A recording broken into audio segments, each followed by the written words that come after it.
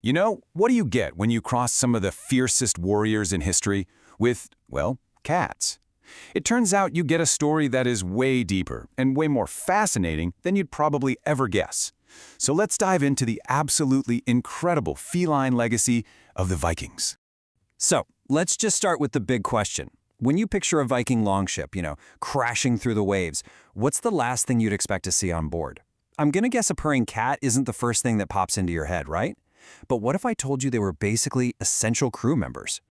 Yeah, it turns out this isn't just about some cute little mascot they had on board. Not at all. This is a story that weaves together really hard-nosed practicality, soaring mythology, and a bond that has literally lasted for centuries. Okay, so to really understand this bond, we have to start with the practical, day-to-day reality of Viking life. Because in their world, cats weren't just companions. Nope, they were indispensable working partners. Think about it for a second. What were some of the biggest threats in a Viking's world? It wasn't always a rival clan.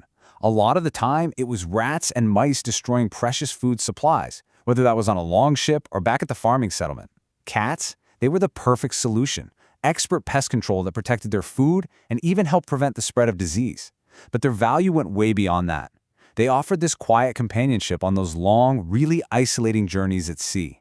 And in a world filled with uncertainty, a healthy, well-fed cat became a living, breathing symbol that your household was doing okay, that it was stable and prosperous. All right, so we've established their incredible practical importance. But this is where the story gets even more compelling, when these vital shipmates basically get promoted into the realm of the gods themselves. In Norse mythology, cats were directly linked to one of the most powerful deities, the goddess Freyja, and this connection, it elevated their status immensely. Suddenly, they weren't just animals anymore. They were the chosen companions of a goddess, the very creatures pulling her chariot through the heavens. And it makes perfect sense, doesn't it? Their fierce independence mirrored her warrior side, while their reputation for fertility aligned with her role as a goddess of love and new life. This just soaked the entire species with divine significance. And let's be clear, Freyja was a huge deal. We're not talking about some minor figure here. She was the goddess of love, fertility, and war. A really complex and deeply revered deity right at the heart of the Norse pantheon. So for her to be so closely associated with cats, well, that tells you everything you need to know about how the Vikings saw them. Mysterious, powerful, and totally worthy of respect. So the really crucial point here is that this divine connection, it trickled right down into daily life and superstitions. Vikings started to see cats as having these almost supernatural qualities. They were believed to bring good fortune, to act as these little spiritual guardians protecting a home from evil spirits. And their mysterious quiet nature led to the belief that they could actually move between worlds, acting as guides for souls.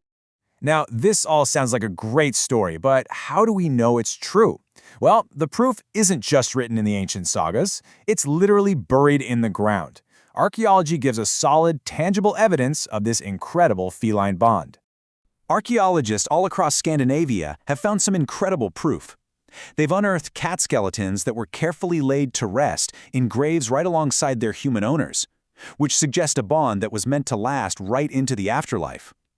They found these intricate carvings of cats on personal items like jewelry, and even protective cat figures carved right into the decorations of their famous longships, probably to ensure safe passage and good fortune on their voyages.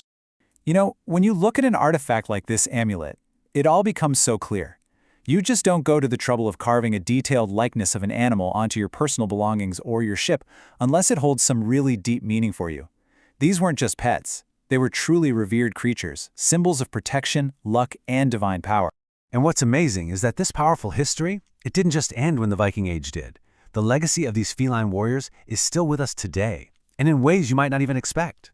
This legacy really endures in 3 key ways. First, genetics. Many people believe that the stunning Norwegian forest cat, with its thick fur and hardy nature, is a direct descendant of the very cats that sailed on those longships.